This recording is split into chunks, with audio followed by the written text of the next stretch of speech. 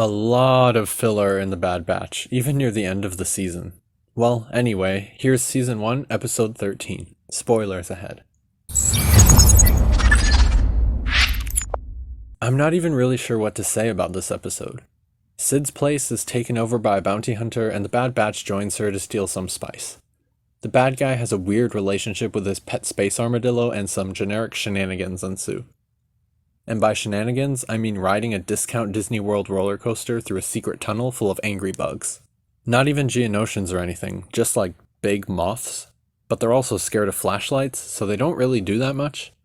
But the episode is also named after them for some reason, so I guess there's that. Not gonna lie, I actually yawned a couple times during this episode and felt myself falling asleep. Generic action scenes just don't work. Action scenes need a purpose. They need to drive the characters or the plot forward. The action in the episode, well, actually the whole story of the episode doesn't really do either of those things.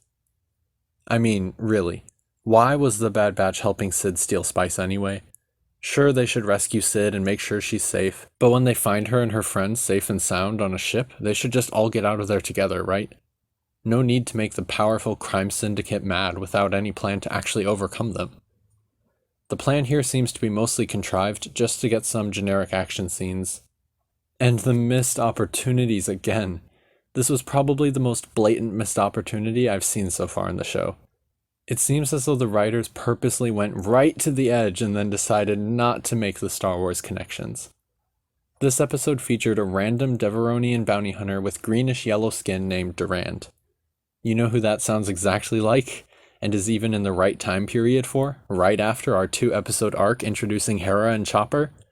Durand is really similar to the smuggler Vizago from Star Wars Rebels. He even has a fairly similar personality to match.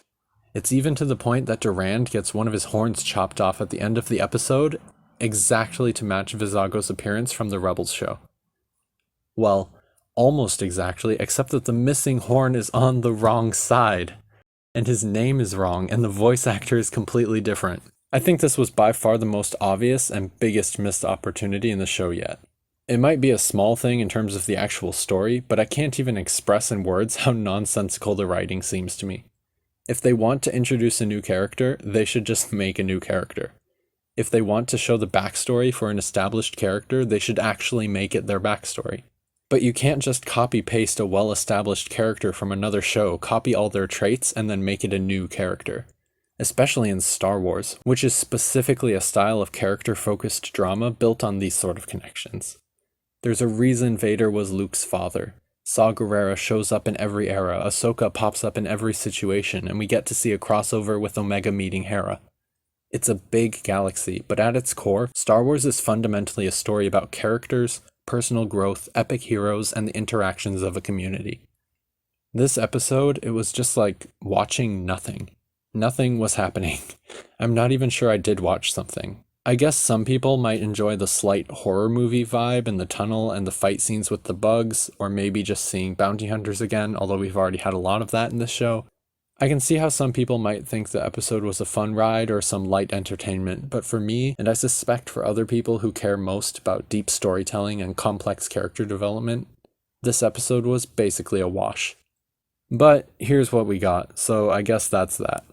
So far the show's been very hit or miss, so tune in next week for my review of that episode, and be sure to check out my other analysis videos. Let me know in the comments what you think of this episode.